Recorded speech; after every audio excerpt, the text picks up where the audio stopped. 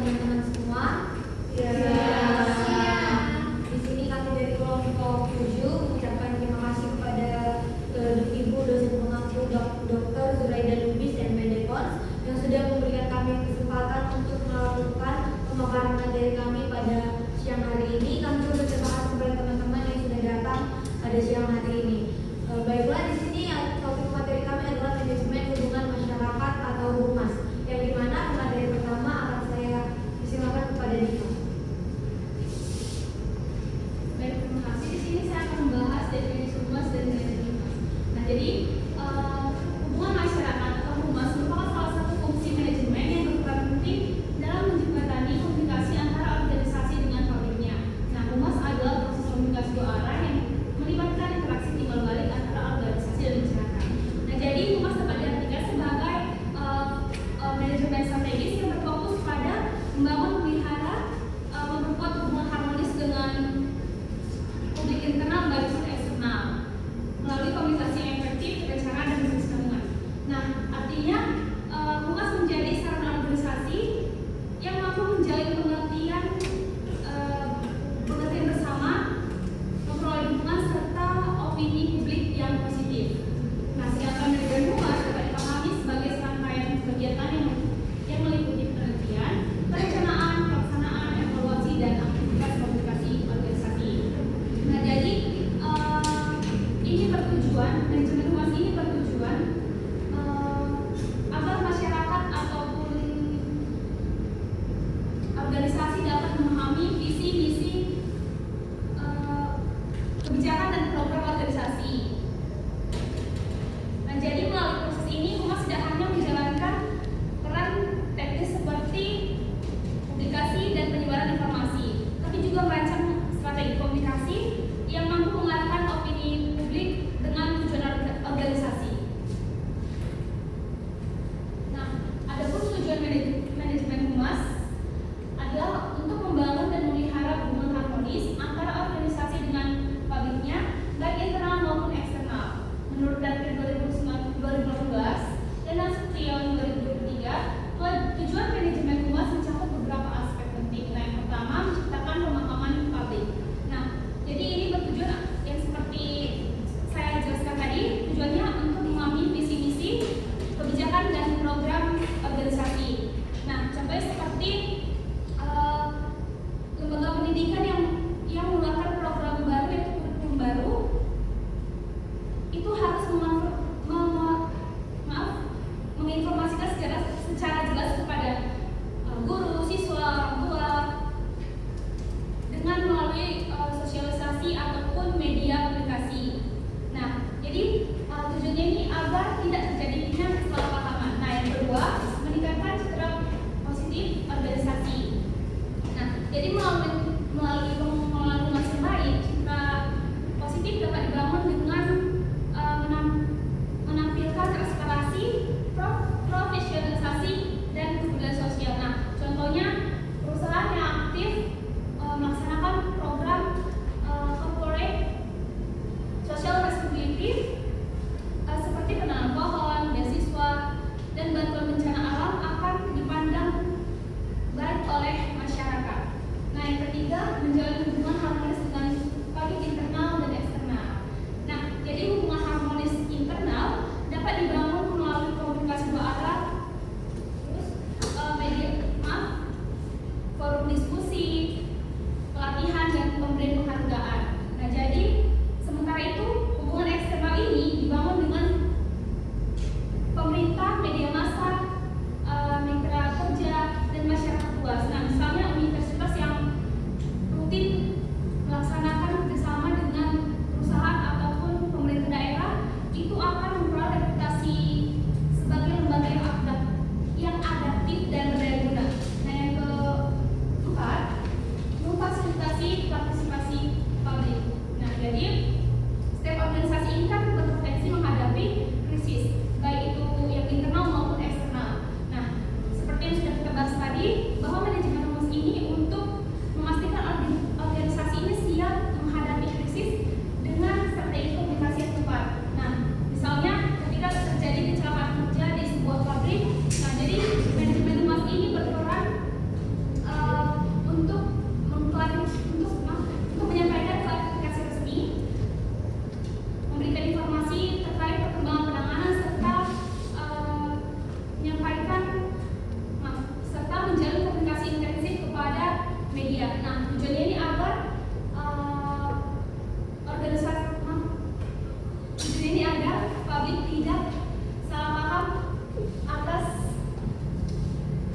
berita-berita hoax ataupun rumor yang beredar. Nah, yang kelima, memfasilitasi partisipasi publik. Nah, jadi di sini humas ini berfungsi sebagai jembatan antara organisasi dan dengan publik, sehingga aspirasi dapat didengar dan diakomodasikan. Nah, misalnya pemerintah daerah mengadakan forum dengar pendapat masyarakat terkait pembangunan infrastruktur jalan. Nah, jadi melalui komunikasi inilah humas dapat memastikan bahwa kebijakan yang dijalankan itu sudah benar-benar memenuhi kebutuhan masyarakat tersebut atau tidak. Nah, yang keenam, yang terakhir, meningkatkan loyalitas publik. Nah, jadi dengan pengelolaan humas yang baik, organisasi ini dapat menciptakan loyalitas publik, baik itu berupa kepercayaan konsumen terhadap suatu produk ataupun kepercayaan masyarakat terhadap pelayanan publik. Nah, misalnya rumah sakit yang transparan dalam menginformasikan biaya ataupun layanan kesehatan akan lebih dipercaya oleh pasien. Nah, jadi loyalitas publik ini penting karena menjadi faktor pendukung terhadap berlangsungnya organisasi dalam jangka panjang. Baik, terima kasih. Saya kembalikan kepada Bapak. Baik, terima kasih kepada Dika. Untuk materi yang selanjutnya akan dijelaskan oleh Jul. Baik, terima kasih kepada Bapak. Selanjutnya kita masuk ke dalam tahap dan asas kegiatan humas. Yang pertama adalah tahap kegiatan humas. Yang pertama itu tahap persiapan. Nah, di tahap persiapan ini humas mempersiapkan segala sesuatu yang berhubungan dengan tugasnya, baik itu mempersiapkan informasi yang akan disampaikan, mempersiapkan rumusan maksud dan tujuan yang ingin dicapai, dan juga mempersiapkan fasilitas baik itu waktu, tempat, dan juga sarana. Yang kedua adalah tahap pelaksanaan. Nah, pada tahap ini humas melaksanakan kegiatan yang disiapkan sebelumnya dan diusahakan agar dapat terlaksana. Nah, pesan yang disampaikan dengan baik, baik menggunakan media atau tidak, dan juga tempat, waktu, dan sarana digunakan sebaik mungkin dan seefisien dan seefektif mungkin. Yang ketiga adalah tahap pengecekan tanggapan masyarakat. Pada tahap ini humas berusaha untuk mengetahui apakah kegiatan yang sudah dilaksanakan itu mendapat respon positif dari masyarakat. Respon positif itu berupa dukungan moral, bantuan tenaga atau pemikiran, dan juga bantuan materi. Yang keempat adalah tahap penilaian dan pengontrolan hasil. Nah, pada tahap ini dilakukan evaluasi dari hasil kegiatan yang sudah dicapai, yang sudah dikerjakan, sehingga tolak ukur yang digunakan adalah rumusan maksud dan tujuan yang sudah dipersiapkan sebelumnya. Yang kelima adalah tahap pemberian saran kepada pemimpin. Setelah melakukan tahap tadi, dilakukan humas wajib melaporkan hasil dari kegiatan yang sudah dilaksanakan. Dalam laporan tersebut dilengkapi dengan saran, argumen, saran, anjuran, himbauan, rekomendasi, dan juga tindak lanjut yang harus dilakukan oleh pemimpin untuk menyelesaikan suatu permasalahan. Yang selanjutnya adalah asas kegiatan humas. Asas kegiatan humas ada 5. Yang pertama adalah objektif dan resmi. Semua informasi yang didapatkan disampaikan oleh masyarakat harus bersifat resmi dari instansi yang bersangkutan. Nah, informasi yang dikeluarkan tidak boleh bertentangan dengan kebijakan yang digunakan. Yang kedua adalah organisasi yang tertib dan berdisiplin. Humas hanya berfungsi jika tugas organisasi berjalan lancar dan efektif, serta harus memiliki hubungan kerjasama keluar atau ke dalam organisasi yang efektif, agar informasi yang dikeluarkan tidak akan berbeda atau berbeda dengan kenyataannya. Yang ketiga adalah informasi harus bersifat mendorong timbulnya keinginan untuk ikut berpartisipasi. Yang keempat, kontinuitas informasi. Nah, humas harus berusaha agar masyarakat memperoleh informasi secara kontinu sesuai dengan kebutuhannya. Yang kelima adalah respon yang timbul di kalangan masyarakat harus mendapat perhatian sepenuhnya. Respon ini berupa saran, kritik, pendapat, keluhan, dan juga pertanyaan. Dan yang selanjutnya membahas fungsi manajemen humas. Fungsi manajemen humas itu ada 5. Yang pertama adalah perencanaan. Perencanaan adalah upaya menentukan program atau kegiatan yang ingin dilakukan dan bagaimana cara ingin mencapai tujuan pengorganisasian. Dalam fungsi perencanaan ini terdapat 6 aspek. Yang pertama adalah perencanaan sebagai suatu proses. Yang kedua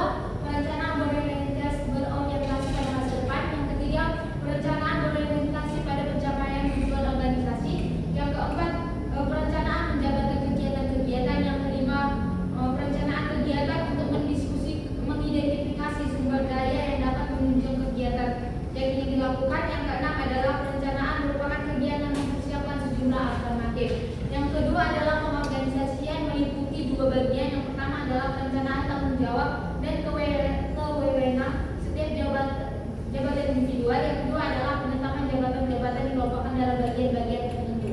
Yang ketiga adalah pelaksanaan. Tindakan atau perbuatan yang menjalankan sebuah program yang sudah direncanakan sebelumnya. Yang keempat, monitoring dan evaluasi. Evaluasi adalah suatu proses kegiatan pemilihan, pengumpulan, analisis, dan penyajian informasi yang dapat digunakan sebagai dasar pengambilan keputusan. Sedangkan monitoring adalah kegiatan yang bertujuan untuk memaparkan informasi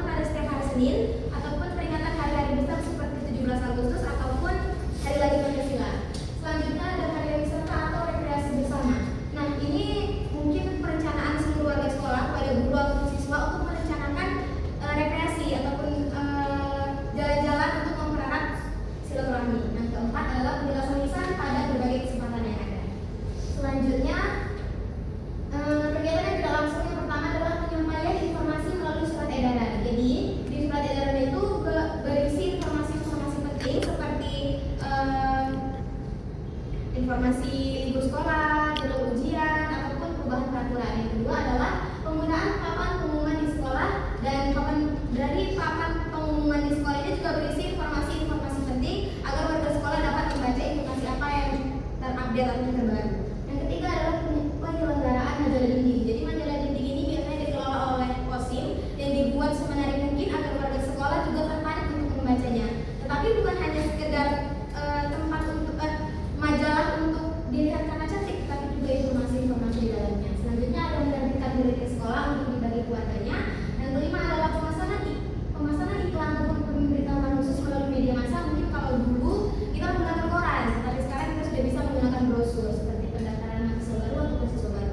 Yang keenam dan terakhir adalah kegiatan tatap muka lain yang bersifat rutin seperti pentas seni, acara tutup tahunan dan sebagainya. Nah, ini mungkin kegiatan yang sering kita lakukan apabila kelas 12 ketika SMA mungkin akan wisuda, jadi kita membuat acara tahunan. Selanjutnya ada kegiatan eksternal. Kegiatan eksternal ini terbagi menjadi dua. Yang pertama adalah secara organisasi melalui BP3, yaitu Badan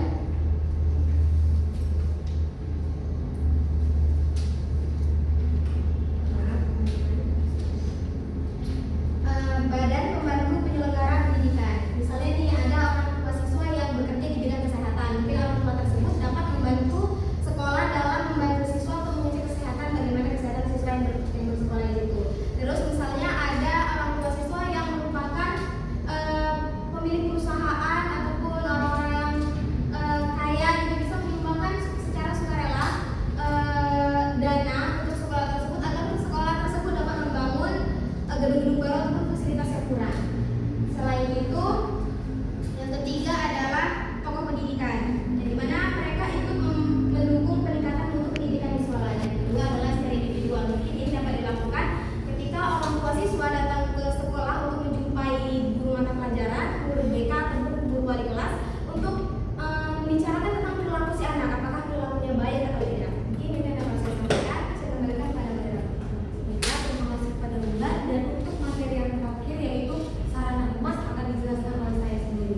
Nah, sarana humas sendiri atau hubungan masyarakat adalah media atau alat yang digunakan untuk menjalin komunikasi, menyampaikan informasi, dan membangun citra positif suatu lembaga atau organisasi kepada publik.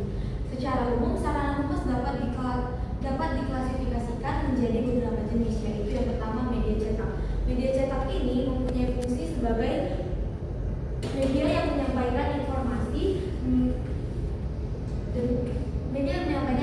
Nah, media cetak merupakan media informasi yang terdiri dari lembaran dengan sejumlah foto, gambar, kata, ataupun berbagai macam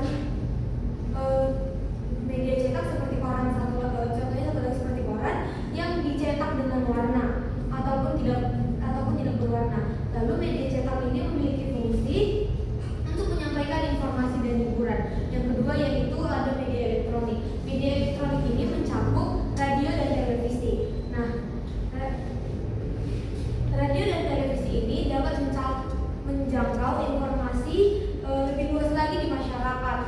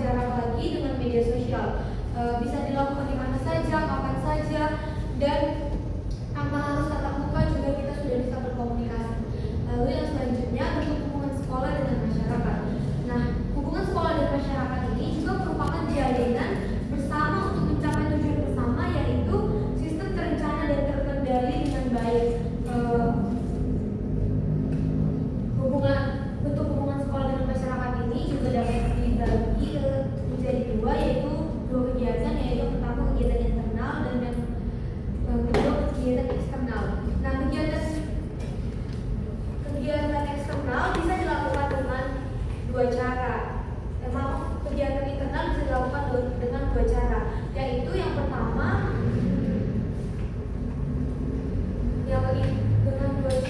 dengan dua cara, yaitu yang pertama tatap muka secara langsung dan tidak tatap muka atau secara tidak langsung.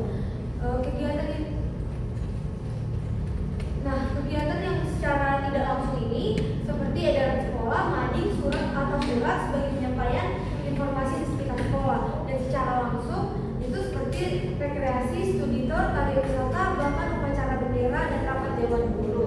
Lalu kegiatan internal yaitu praktik humas yang sasarannya publik internal. Dalam tatanan publik internal yang mencakup diantaranya top manajemen, staf sekolah, karyawan, serta jajaran-jajaran di bawahnya. Dalam kegiatan internal ini terdapat prinsip yang mencakup yang pertama yaitu adanya sebuah proses pemberitahuan tentang jalannya kebijakan dan sistem yang ada di sekolah. Yang kedua, warga sekolah memiliki hak untuk menyuarakan pendapat mereka mengenai saran dan pesan pada kotak aspirasi. Yang ketiga yaitu terjalinnya hubungan yang baik antara warga sekolah, guru dan jajaran pihak sekolah. Lalu yang kedua, yang tadi ada eksternal.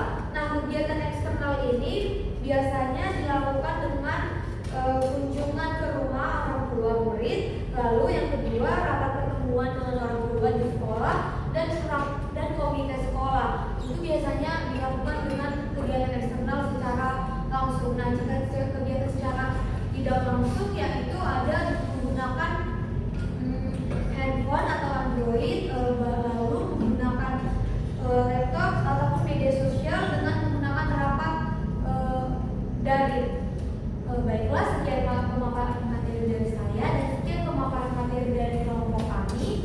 Untuk selanjutnya, jika ada teman-teman yang ingin bertanya atau yang kurang dipahami bisa langsung angkat tangan.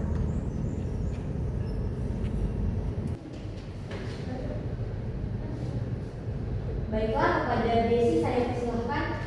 Terima kasih kepada moderator. Tadi kan sudah dijelaskan tentang bentuk yang menjadi hubungan sekolah dengan masyarakat ke internal atau kegiatan eksternal. Nah, pertanyaan saya,